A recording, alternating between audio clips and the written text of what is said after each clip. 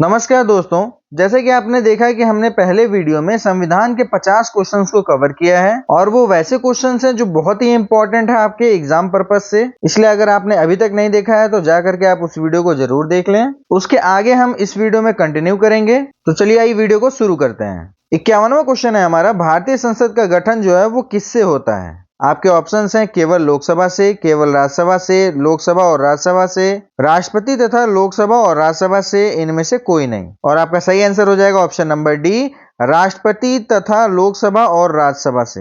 देखिए आर्टिकल 79 के अनुसार संघ के लिए एक संसद होगी जिसमें राष्ट्रपति और 2 सदन होंगे जो आपके राज्यसभा तथा लोकसभा शामिल हैं। इसीलिए केवल दोनों सदनों को संसद कहना पूर्णतः सही नहीं होगा। राष्ट्रपति भी संसद का संवैधानिक अंग है। 52वां क्वेश्चन है, राज्यसभा के सदस्यों का कार्यकाल जो है वो कितना होता है। आपके ऑप्शंस हैं 4 साल, 6 साल, 5 साल, 7 साल, इनमें से कोई नहीं। तो देखिए जब राज्यसभा की बात करेगा तो इसका जो कार्यकाल होता है सदस्यों की वो आपका हो जाएगा 6 साल, जो ऑप्शन नंबर बी है। इसके अलावा जो मैक्सिमम कार्यकाल होते हैं वो आपको 5 साल ही देखने को मिलेंगे, क्योंकि देखिए राज्यसभा जो है एक स्थायी सदन है और राज्यसभा जो है ये कभी भंग नहीं होती है और जो इनके प्रत्येक सदस्य होते हैं उनका जो कार्यकाल होता है वो आपका 6 वर्ष होता है। देखिए हर 2 वर्ष पर लगभग 1/3 जो सदस्य होते हैं वो सेवानिवृत्त होते हैं। 53वां क्वेश्चन है, राज्यसभा में राष्ट्रपति द्वारा कितने सदस्यों को मनोनीत किया जाता है। आपके ऑप्शन हैं 10, 12, 14, 15, इनमें से कोई नहीं। तो आपका सही आंसर हो जाएगा ऑप्शन नंबर बी, 12। 12 ऐसे सदस्य होते हैं जिनको राष्ट्रपति मनोनीत कर सकता है। कहां पर? राज्यसभा में। अब ये जो व्यक्ति मनोनीत किए जाते हैं ये व्यक्ति जो है वो साहित्य से हो सकते हैं, विज्ञान से हो सकते हैं, कला और समाज सेवा जैसे क्षेत्रों से हो सकते हैं। और इसका जो प्रावधान है वो आपको आर्टिकल 80 में देखने को मिलता है। 54वां क्वेश्चन है, लोकसभा का सामान्य कार्यकाल जो है वो कितना होता है। आपके ऑप्शंस हैं 4 साल, 5 साल, 6 साल, 7 साल, इनमें से कोई नहीं। तो जैसा मैंने अभी आपको थोड़ी देर पहले बताया, राज्यसभा का जो कार्यकाल है वो 6 साल होता है और लोकसभा का जो होता है वो कितना होगा, आपका 5 साल होगा। ठीक है। अब देखिए ये अवधि समाप्त होने से पहले भी राष्ट्रपति द्वारा प्रधानमंत्री की अध्यक्षता वाली मंत्रिपरिषद की सलाह पर लोकसभा को भंग किया जा सकता है। यानी कि लोकसभा जो है अपने कार्यकाल से पहले भी भंग हो सकती है, लेकिन राज्यसभा जो है वो भंग नहीं होती है कभी भी। इस चीज को आप याद रखिएगा। 55वां क्वेश्चन है, लोकसभा सदस्य बनने के लिए न्यूनतम आयु जो है वो कितनी होनी चाहिए। ऑप्शन है आपके 18 साल, 21 साल, 25 साल, 30 साल, इनमें से कोई नहीं। तो देखिए आपका सही आंसर हो जाएगा ऑप्शन नंबर सी, 25 साल। यानी कि अगर आपको लोकसभा का सदस्य बनना है तो आपको 25 साल चाहिए और वहीं पर अगर आपको राज्यसभा का सदस्य बनना है तो उसके लिए आपको 30 साल आपकी एज होनी चाहिए। 56वां क्वेश्चन है, राज्यसभा का सदस्य बनने के लिए न्यूनतम आयु कितनी है। तो अभी थोड़ी देर पहले मैंने आपको बताया है वो न्यूनतम आयु है कितनी, 30 वर्ष। ठीक है। 57वां क्वेश्चन है, भारतीय संसद के दोनों सदनों की संयुक्त बैठक जो है उसकी अध्यक्षता जो है वो कौन करता है। यहाँ दोनों सदनों की बात हो रही है। आपके ऑप्शंस है राष्ट्रपति, उपराष्ट्रपति, राज्यसभा का उपसभापति, लोकसभा अध्यक्ष, इनमें से कोई नहीं। और आपका सही आंसर हो जाएगा ऑप्शन नंबर डी, लोकसभा का अध्यक्ष। लोकसभा का जो अध्यक्ष होता है वो संयुक्त रूप से दोनों सदनों का जो है वो अध्यक्षता करता है। अगर लोकसभा अध्यक्ष जो है वो अनुपस्थित है यानी कि वो मौजूद नहीं है तो जो लोकसभा का उपाध्यक्ष होता है वो दोनों सदनों की संयुक्त बैठक की अध्यक्षता करता है। देखिए संयुक्त बैठक का जो प्रावधान है वो मुख्यतः दोनों सदनों के बीच साधारण विधेयक पर गतिरोध दूर करने के लिए किया जाता है। किसी विधेयक को लेकर के अगर किसी तरीके का कोई गतिरोध चल रहा है लोकसभा राज्यसभा में तो उसको सुलझाने के लिए इस संयुक्त बैठक की जरूरत पड़ती है। 58वां क्वेश्चन है, धन विधेयक जिसको मनी बिल हम कहते हैं सबसे पहले किस सदन में प्रस्तुत किया जाता है। आपके ऑप्शन है केवल राज्यसभा, किसी भी सदन में, केवल लोकसभा में, राष्ट्रपति के समक्ष, इनमें से कोई नहीं। और आपका सही आंसर हो जाएगा ऑप्शन नंबर सी, केवल लोकसभा में। तो देखिए जो धन विधेयक होता है वो सिर्फ और सिर्फ लोकसभा में प्रस्तुत किया जाता है और धन विधेयक लाने से पहले राष्ट्रपति से पहले परमिशन ली जाती है, उनका रिकमेंडेशन लिया जाता है, उसके बाद ही इसको लोकसभा में प्रस्तुत किया जाता है। हाँ, जब धन विधेयक पास हो जाता है उसके 14 दिन के अंदर राज्यसभा में लोग सिफारिश दे सकते हैं, यानी कि क्या क्या चीजें उसमें बदलाव किए जा सकते हैं उससे रिलेटेड सिफारिशें दे सकते हैं, लेकिन वो कोई कंपलसरी नहीं होता है। 59वां क्वेश्चन है, किसी विधेयक को धन विधेयक है या नहीं इसका अंतिम निर्णय जो है वो कौन लेता है। आपके ऑप्शंस हैं राष्ट्रपति, प्रधानमंत्री, राज्यसभा के सभापति, लोकसभा अध्यक्ष, इनमें से कोई नहीं। और आपका सही आंसर हो जाएगा ऑप्शन नंबर डी, लोकसभा अध्यक्ष। देखिए आर्टिकल 110 थर्ड में ये कहा गया है कि यदि यह प्रश्न उठता है कि कोई विधेयक जो है वो धन विधेयक है या नहीं, तो लोकसभा अध्यक्ष जो होता है उसका निर्णय ही अंतिम माना जाता है। यानी कि वो विधेयक जो है वो धन विधेयक है या नहीं, वो लोकसभा अध्यक्ष ही लास्ट में निर्धारित करता है। 60वां क्वेश्चन है, संसद की संयुक्त बैठक किस प्रकार के विधेयक के संबंध में नहीं बुलाई जाती है? यानी कि संसद की संयुक्त बैठक जो है वो किस प्रकार के विधेयक के संबंध में नहीं बुलाई जाती है, ये आपसे पूछ रहा है। आपके ऑप्शन है साधारण विधेयक, वित्तीय विधेयक, धन विधेयक, संसद के दोनों सदनों में गतिरोध वाला विधेयक, इनमें से कोई नहीं। और आपका सही आंसर हो जाएगा ऑप्शन नंबर सी, धन विधेयक। मनी बिल के लिए कभी भी संयुक्त बैठक जो है वो नहीं बुलाई जाती है, इस चीज को आप याद रखिएगा। 61वां क्वेश्चन है, लोकसभा के अध्यक्ष का चुनाव कौन करता है? आपके ऑप्शन है राष्ट्रपति, प्रधानमंत्री, राज्यसभा, लोकसभा के सदस्य, इनमें से कोई नहीं। और आपका सही आंसर हो जाएगा ऑप्शन नंबर डी, लोकसभा के सदस्य जो हैं वो लोकसभा के अध्यक्ष का चुनाव करते हैं। 62वां क्वेश्चन है, राज्यसभा का पदेन सभापति कौन होता है? आपके ऑप्शन है राष्ट्रपति, प्रधानमंत्री, उपराष्ट्रपति, लोकसभा अध्यक्ष, इनमें से कोई नहीं। तो देखिए राज्यसभा का जो है वो पदेन सभापति वो आपके होते हैं उपराष्ट्रपति जी, यानी कि ऑप्शन नंबर सी आपका इसका आंसर हो जाएगा। देखिए ये चीज आपको आर्टिकल 64 में देखने को मिलेगा, जिसमें साफ साफ कहा गया है कि भारत का उपराष्ट्रपति राज्यसभा का पदेन सभापति होगा, यानी कि वो राज्यसभा की सभी बैठकों की अध्यक्षता करेगा। 63वां क्वेश्चन है, लोकसभा अध्यक्ष अपना त्यागपत्र जो है वो किसे देता है? आपके ऑप्शन है राष्ट्रपति, प्रधानमंत्री, लोकसभा के उपाध्यक्ष, राज्यसभा के सभापति, इनमें से कोई नहीं। और आपका सही आंसर हो जाएगा लोकसभा के उपाध्यक्ष। 64वां क्वेश्चन है, संसद की सबसे महत्वपूर्ण वित्तीय समिति कौन सी मानी जाती है? आपके ऑप्शन है प्राक्कलन समिति, लोक लेखा समिति, सरकारी आश्वासन समिति, याचिका समिति, या फिर इनमें से कोई नहीं। और इसका सही आंसर है ऑप्शन नंबर बी, लोक लेखा समिति, जिसको हम पब्लिक अकाउंट्स कमेटी भी बोलते हैं, PAC। ठीक है, आपने नाम सुना होगा। ये समिति जो है वो कैग की रिपोर्ट की जो है वो समीक्षा करती है और उसके जांच में महत्वपूर्ण भूमिका निभाती है। 65वां क्वेश्चन है, लोक लेखा समिति में कुल कितने सदस्य होते हैं? आपके ऑप्शन है 15, 20, 22, 30, इनमें से कोई नहीं। और आपका सही आंसर हो जाएगा ऑप्शन नंबर सी, 22 जो होते हैं वो कुल सदस्य होते हैं PAC में। इसमें जो है वो आपके 15 जो हैं वो लोकसभा से होते हैं और 7 सदस्य जो होते हैं वो राज्यसभा से होते हैं। ठीक है, इस चीज को आप याद रखिएगा। और इसमें एक बात और है, जो मंत्रिमंडल में मंत्री होते हैं उनको इसका सदस्य जो है वो नहीं बनाया जाता है। 66वां क्वेश्चन है, प्राक्कलन समिति में कितने सदस्य होते हैं? आपके ऑप्शन है 22, 25, 30, 32, इनमें से कोई नहीं। और आपका सही आंसर है ऑप्शन नंबर सी, 30। और देखिए इसमें जो 30 सदस्य होते हैं वो सभी जो होते हैं वो लोकसभा से ही होते हैं, यानी कि इसमें राज्यसभा का कोई भी सदस्य नहीं होता है। 67वां क्वेश्चन है, भारत में वार्षिक वित्तीय विवरण यानी कि एनुअल फाइनेंशियल स्टेटमेंट को सामान्यतः क्या कहा जाता है? आपके ऑप्शंस हैं आर्थिक सर्वेक्षण, विनियोग विधेयक, बजट, वित्तीय विधेयक, इनमें से कोई नहीं। और आपका सही आंसर है ऑप्शन नंबर सी, बजट। वार्षिक वित्तीय विवरण को ही हम क्या कहते हैं? बजट कहते हैं। ये आपको आर्टिकल 112 में देखने को मिलेगा और इसे सामान्यतः केंद्रीय बजट भी बोला जाता है। 68वां क्वेश्चन है, भारत की संचित निधि कंसोलिडेटेड फंड ऑफ इंडिया का उल्लेख किस अनुच्छेद में है? आपके ऑप्शन है आर्टिकल 110 में, 112 में, 266 में, 280 में, इनमें से कोई नहीं। और इसका सही आंसर है ऑप्शन नंबर सी, आर्टिकल 266 में। देखिए अनुच्छेद 266 जो है वो भारत की संचित निधि और लोक लेखा से संबंधित है। सरकार की अधिकांश राजस्व प्राप्तियां और कुछ अन्य धनराशियां संचित निधि में जमा होती हैं। तो आर्टिकल 266 में आपको संचित निधि के साथ साथ आपको लोक लेखा भी देखने को मिलेगा। 69वां क्वेश्चन है, भारत की आकस्मिकता निधि किसके नियंत्रण में होती है? आपके ऑप्शन है प्रधानमंत्री, वित्त मंत्री, संसद, राष्ट्रपति, इनमें से कोई नहीं। और आपका सही आंसर है ऑप्शन नंबर डी, राष्ट्रपति। और ये आपको आर्टिकल 267 में देखने को मिलेंगे। 70वां क्वेश्चन है, भारत के नियंत्रक एवं महालेखा परीक्षक जिसको हम कैग बोलते हैं की नियुक्ति जो है वो कौन करता है? आपके ऑप्शन है प्रधानमंत्री, संसद, सर्वोच्च न्यायालय, राष्ट्रपति, इनमें से कोई नहीं। तो इसका सही आंसर हो जाएगा ऑप्शन नंबर डी, राष्ट्रपति। और ये आपको आर्टिकल 148 में देखने को मिलेगा। 71वां क्वेश्चन है, भारत में सर्वोच्च न्यायालय की स्थापना जो है वो कब हुई थी? आपके ऑप्शन हैं 26 जनवरी 1950, 28 जनवरी 1949, 28 जनवरी 1950, 26 नवंबर 1949, और इनमें से कोई नहीं। तो आपका सही आंसर हो जाएगा ऑप्शन नंबर सी, 28 जनवरी 1950। देखिए 26 जनवरी 1950 को जो है वो संविधान लागू हुआ था और 28 जनवरी 1950 को सर्वोच्च न्यायालय का उद्घाटन हुआ। 72वां क्वेश्चन है, भारतीय संविधान का कौन सा अनुच्छेद सर्वोच्च न्यायालय की स्थापना एवं गठन से संबंधित है? ऑप्शन है आपके 124, 129, 131, 136, इनमें से कोई नहीं। सर्वोच्च न्यायालय की स्थापना और गठन से संबंधित आपको अनुच्छेद बताना है कौन सा है, और आपका सही आंसर हो जाएगा ऑप्शन नंबर ए, आर्टिकल 124। 73वां क्वेश्चन है, भारत के मुख्य न्यायाधीश सीजीआई की नियुक्ति जो है वो कौन करता है? ऑप्शन है आपके प्रधानमंत्री, संसद, राष्ट्रपति, उपराष्ट्रपति, इनमें से कोई नहीं, और आपका सही आंसर हो जाएगा ऑप्शन नंबर सी, राष्ट्रपति।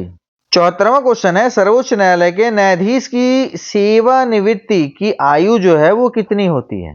ऑप्शन है आपके 60 साल, 62, 65, 70, इनमें से कोई नहीं, और आपका सही आंसर है ऑप्शन नंबर सी, 65 साल। सर्वोच्च न्यायालय का अगर आपसे पूछा जाएगा कि जो उनके न्यायाधीश होते हैं उनका सेवानिवृत्ति जो होती है, यानी कि जो उनका रिटायरमेंट जो होता है वो कितनी एज पर होता है, तो याद रखिएगा 65 साल पर उनका रिटायरमेंट होता है। 75वां क्वेश्चन है, सर्वोच्च न्यायालय को अभिलेख न्यायालय किस अनुच्छेद के तहत माना गया है? Court of record. ऑप्शन है आपके आर्टिकल 124, 129, 131, 136, इनमें से कोई नहीं, और आपका सही आंसर है ऑप्शन नंबर बी, आर्टिकल 129। 76वां क्वेश्चन है, सर्वोच्च न्यायालय का मूल क्षेत्राधिकार किस अनुच्छेद में है? आपके ऑप्शन है 129, 131, 136, 143, इनमें से कोई नहीं, और आपका सही आंसर है ऑप्शन नंबर बी, आर्टिकल 131 में ये चीज बताई गई है। 77वां क्वेश्चन है, सर्वोच्च न्यायालय की रिट जारी करने की शक्ति जो है वो किस अनुच्छेद में है? आपके ऑप्शन है आर्टिकल 21 में, आर्टिकल 226 में, आर्टिकल 32 में, आर्टिकल 136 में, इनमें से कोई नहीं, और आपका सही आंसर है ऑप्शन नंबर सी, आर्टिकल 32 में। 78वां क्वेश्चन है, उच्च न्यायालय को रिट जारी करने की शक्ति जो है वह किस अनुच्छेद में प्राप्त है? इससे पहला वाला क्वेश्चन जो है वो हमने सुप्रीम कोर्ट का देखा, उसमें रिट जारी करने की जो शक्ति थी वो अनुच्छेद 32 में थी, और ये जो आप देख रहे हैं ये आपका हाई कोर्ट का पूछ रहा है। आपके ऑप्शन है आर्टिकल 32, आर्टिकल 124, आर्टिकल 226, आर्टिकल 227, या फिर इनमें से कोई नहीं, और हाई कोर्ट के लिए हो जाएगा आपका ऑप्शन नंबर सी, आर्टिकल 226 में बताया गया है कि रिट जारी करने की शक्ति जो है वो किस अनुच्छेद में है, वो आर्टिकल 226 में है। न्यायिक पुनरावलोकन का अर्थ क्या होता है? आपके ऑप्शन है न्यायाधीशों की नियुक्ति की समीक्षा, कानूनों और सरकारी कार्यों की संवैधानिकता की जांच करना, संसद की कार्रवाई को नियंत्रित करना, चुनाव परिणामों की समीक्षा करना, इनमें से कोई नहीं, और इसका सही आंसर हो जाएगा आपका ऑप्शन नंबर बी, कानूनों और सरकारी कार्यों की संवैधानिकता की जांच करना। 80वां क्वेश्चन है, उच्च न्यायालय के न्यायाधीश की सेवानिवृत्ति की आयु जो है वो कितनी है? आपके ऑप्शन है 60 साल, 62 साल, 65 साल, 68 साल, इनमें से कोई नहीं। तो थोड़ी देर पहले हमने पढ़ा था सुप्रीम कोर्ट का जो होता है वो होता है 65 साल, मतलब जो अधिकतम आयु होती है, मतलब इस एज पे आकर के रिटायरमेंट हो जाते हैं सुप्रीम कोर्ट के न्यायाधीश। लेकिन हाई कोर्ट का यहाँ आपसे पूछ रहा है, तो इसका आंसर हो जाएगा आपका ऑप्शन नंबर बी, 62 साल। ठीक है, हाई कोर्ट का कितना होता है? 62 साल होता है, ये चीज याद रखिएगा। 81वां क्वेश्चन है, राज्यपाल की नियुक्ति जो है वो कौन करता है? बहुत ही सिंपल क्वेश्चन है। आपके ऑप्शन है मुख्यमंत्री, प्रधानमंत्री, राज्य विधानसभा, राष्ट्रपति, इनमें से कोई नहीं, और आपका सही आंसर हो जाएगा ऑप्शन नंबर डी, राष्ट्रपति, और यह आपको आर्टिकल 155 में देखने को मिलेगा। 82वां क्वेश्चन है, राज्यपाल का सामान्य कार्यकाल जो है वो कितना होता है? ऑप्शन है आपके 4 साल, 5 साल, 6 साल, 7 साल, इनमें से कोई नहीं, और आपका सही आंसर हो जाएगा ऑप्शन नंबर बी, 5 साल। मैक्सिमम जगह आपको 5 ईयर्स ही देखने को मिलेगा। सिर्फ राज्यसभा में जो उनके सदस्य होते हैं उनका जो कार्यकाल होता है वो 6 साल होता है, इस चीज को ध्यान रखिएगा। 83वां क्वेश्चन है, राज्यपाल बनने के लिए न्यूनतम आयु जो है वो कितनी होनी चाहिए? आपके ऑप्शन है 25 साल, 30 साल, 35 साल, 40 साल, इनमें से कोई नहीं, और आपका सही आंसर हो जाएगा ऑप्शन नंबर सी, 35 साल। देखिए आर्टिकल 157 में राज्यपाल बनने के लिए व्यक्ति को क्या क्या चाहिए उसके बारे में बताया गया है। उसमें भारत का नागरिक होना चाहिए और उनकी आयु कम से कम 35 वर्ष होनी चाहिए। सेम यही आपको राष्ट्रपति का भी देखने को मिलता है। 84वां क्वेश्चन है, राज्यपाल अपना त्यागपत्र किसे देता है? तो जाहिर सी बात है जो नियुक्ति कर रहा है उसी को राज्यपाल अपना त्यागपत्र देगा, तो इसका आंसर हो जाएगा ऑप्शन नंबर डी, राष्ट्रपति। 85वां क्वेश्चन है, राज्य के मुख्यमंत्री की नियुक्ति कौन करता है? बहुत सिंपल क्वेश्चन है, तो जो राज्य का मुखिया होगा वही राज्य के मुख्यमंत्री का नियुक्ति करेगा। तो राज्य का मुखिया कौन होता है? राज्यपाल होता है, तो इसका सही आंसर हो जाएगा आपका ऑप्शन नंबर सी, राज्यपाल। 86वां क्वेश्चन है, राज्य मंत्री परिषद समूह रूप से किसके प्रति उत्तरदायी होते हैं? देखिए, राज्य मंत्री परिषद पूछ रहा है, मतलब ये राज्य से रिलेटेड आपसे क्वेश्चन पूछ रहा है, केंद्र से नहीं। आपके ऑप्शन है राज्यपाल, विधान परिषद, विधानसभा, राष्ट्रपति, इनमें से कोई नहीं। तो इसका सही आंसर हो जाएगा ऑप्शन नंबर सी, विधानसभा। जैसे आपको केंद्र में देखने को मिला था कि जो मंत्री परिषद होते हैं वो किसके प्रति जो है उत्तरदायी होते हैं, तो वहां पे आता है आपका लोकसभा। उसी तरीके से राज्य में जो मंत्री परिषद के समूह होती है वो किसके प्रति उत्तरदायी होते हैं, तो वो होता है विधानसभा। ये आपको आर्टिकल 164 के सेकंड क्लॉज में देखने को मिल जाएगा। 87 क्वेश्चन है, राज्य विधानमंडल का उच्च सदन जो है वो क्या होता है? राज्य विधानमंडल का पूछ रहा है, ठीक है। ऑप्शन है विधानसभा, लोकसभा, विधान परिषद, राज्यसभा, इनमें से कोई नहीं। और आपका सही आंसर हो जाएगा ऑप्शन नंबर सी, विधान परिषद। जिस तरीके से केंद्र में आप देखते हैं कि राज्यसभा जो है वो क्या है, उच्च सदन है, सेम वैसे ही राज्यों में आपको विधान परिषद जो है वो उच्च सदन कहलाता है। 88वां क्वेश्चन है, राज्य विधानसभा का सामान्य कार्यकाल कितना होता है? आपके ऑप्शन है 4 साल, 5 साल, 6 साल, 7 साल, इनमें से कोई नहीं। तो इसका सही आंसर हो जाएगा ऑप्शन नंबर बी, 5 ईयर्स। ठीक है। 89 क्वेश्चन है, राज्य विधान परिषद के सदस्य का कार्यकाल कितना होता है? आपके ऑप्शन है 4 साल, 5 साल, 6 साल, 7 साल, इनमें से कोई नहीं। तो जैसा आप केंद्र में देखते हैं, लोकसभा के लिए आपको 5 ईयर होता है और राज्यसभा के लिए आपका 6 ईयर होता है। सेम ऐसे ही स्टेट में जब आप आ जाएंगे तो विधानसभा का जो होता है वो 5 ईयर होता है और विधान परिषद का जो होता है वो 6 ईयर होता है। ठीक है, तो आपका सही आंसर हो जाएगा ऑप्शन नंबर सी, 6 ईयर। 90वां क्वेश्चन है, राज्यपाल को अध्यादेश जारी करने की शक्ति जो है वो किस अनुच्छेद के तहत प्राप्त है? आपके ऑप्शन है आर्टिकल 161, 213, 214, 200, इनमें से कोई नहीं। और आपका सही आंसर हो जाएगा ऑप्शन नंबर बी, आर्टिकल 213 में आपको ये चीज देखने को मिलेगी। 51वां क्वेश्चन है, भारत में पंचायती राज व्यवस्था को संवैधानिक दर्जा जो है वो किस संविधान संशोधन द्वारा दिया गया है? ठीक है, पंचायती राज से रिलेटेड अब क्वेश्चंस आ रहे हैं। आपके ऑप्शन है 42वां संविधान संशोधन, 44वां, 73वां, 74वां, इनमें से कोई नहीं। और आपका सही आंसर हो जाएगा ऑप्शन नंबर सी, 73वां संविधान संशोधन। ये आपका 1992 में पारित हुआ था और ये 24 अप्रैल 1993 में प्रभावी हुआ था। ठीक है, ये याद रखिएगा, बहुत ही इंपॉर्टेंट क्वेश्चन है ये। 52वां क्वेश्चन है, पंचायती राज संस्थाओं से संबंधित प्रावधान संविधान के किस भाग में है? मतलब पंचायती राज संस्थाएं जो हैं इसका जो प्रावधान है आपको किस भाग में देखने को मिलता है? ऑप्शन है भाग 8 में, भाग 9 में, 9A में, 10 में, इनमें से कोई नहीं। तो इसका सही आंसर हो जाएगा ऑप्शन नंबर बी, भाग 9 में आपको पंचायती राज संस्थान से रिलेटेड सारी चीजें देखने को मिलती हैं। और आर्टिकल के हिसाब से देखेंगे तो आर्टिकल 243 से लेकर के 243O तक ये प्रावधान है जिसमें आपको पंचायती राज संस्थानों से रिलेटेड चीजें देखने को मिलेंगी। ऐसे क्वेश्चंस बहुत बार पेपर में आए हुए हैं, इसलिए आपको ये क्वेश्चंस बहुत ही इंपॉर्टेंट रहेंगे। 93वां क्वेश्चन है, ग्राम सभा का उल्लेख जो है किस अनुच्छेद में किया गया है? आपके ऑप्शंस हैं आर्टिकल 243A में, 243B में, 243A में, 244 में, इनमें से कोई नहीं। ये दो ऑप्शन एक साथ रिपीट हो गया है, तो देखिए इसका आंसर हो जाएगा ऑप्शन नंबर सी। वैसे तो सी में भी वही है और ए में भी वही है, तो दोनों ही ऑप्शन आप लेके चल सकते हैं, लेकिन आंसर आपका यही होगा आर्टिकल 243A में। इसमें आपको ग्राम सभा का उल्लेख देखने को मिलता है। 94वां क्वेश्चन है, पंचायती राज व्यवस्था कितने स्तरों की होती है?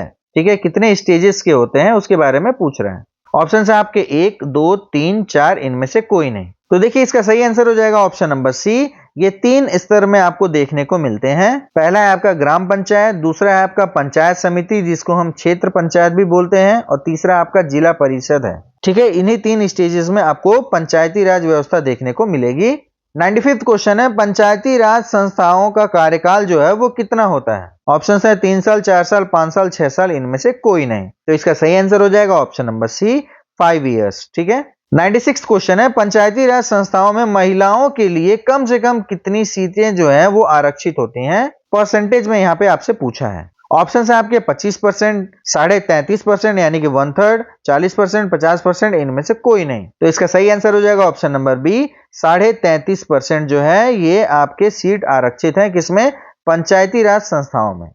97वां क्वेश्चन है, नगर पालिकाओं को संवैधानिक दर्जा किस संविधान संशोधन द्वारा दिया गया?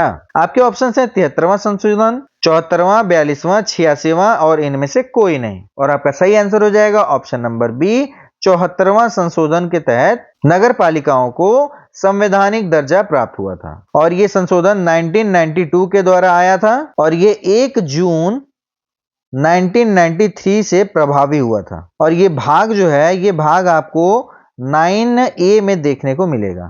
ये इंपॉर्टेंट क्वेश्चन है, इसको आप अच्छे से याद कर लीजिए। 98वां क्वेश्चन है, नगर पालिकाओं से संबंधित प्रावधान संविधान के किस भाग में है? तो जैसे कि मैंने अभी थोड़ी देर पहले आपको बताया, इसका आंसर हो जाएगा option number B, part 9A में। 99वां क्वेश्चन है, नगर पालिकाओं के लिए कितने प्रकार की संस्थाओं का प्रावधान है? ऑप्शन है आपके 1, 2, 3, 4, इनमें से कोई नहीं। और आपका सही आंसर हो जाएगा ऑप्शन नंबर सी, 3, जिसमें आपका पहला है नगर पंचायत, दूसरा आपका हो जाएगा नगर परिषद और तीसरा आपका नगर निगम है। और हमारा आखिरी क्वेश्चन है, पंचायतों और नगर पालिकाओं के चुनाव कौन कराता है? ऑप्शन है आपके इलेक्शन कमीशन, भारत सरकार, राज्य निर्वाचन आयोग, राज्यपाल, इनमें से कोई नहीं। और आपका सही आंसर हो जाएगा ऑप्शन नंबर सी, राज्य निर्वाचन आयोग। ठीक है, इस चीज को आप याद रखिएगा। पंचायतों और नगर पालिकाओं का जो इलेक्शन है वो राज्य निर्वाचन आयोग कराता है। और देखिए, पंचायतों के लिए इसका प्रावधान आपको आर्टिकल 243K में देखने को मिलेगा और नगर पालिका का जो प्रावधान है वो आपको 243ZA में देखने को मिलेगा। ठीक है, तो इससे भी रिलेटेड क्वेश्चंस पूछ दिया जाता है। तो ये थे भारतीय संविधान के टोटल 50 क्वेश्चंस और ये भारतीय संविधान का सेकंड पार्ट है। इन दो पार्ट्स में आपके 100 क्वेश्चंस को कवर किया गया है और हम उन्हीं क्वेश्चंस को लेकर के आ रहे हैं जो आपके एग्जाम के लिए ज्यादा इंपॉर्टेंट है, यानी कि क्वेश्चंस आपको एग्जाम ओरिएंटेड देखने को मिलेंगे। तो वीडियो अगर अच्छा लगा हो तो प्लीज वीडियो को लाइक करके अपने दोस्तों तक शेयर जरूर कर दें और अगर आपने अभी तक चैनल को सब्सक्राइब नहीं किया है तो प्लीज चैनल को सब्सक्राइब करके बेल आइकन जरूर दबा दें। पूरा वीडियो देखने के लिए धन्यवाद।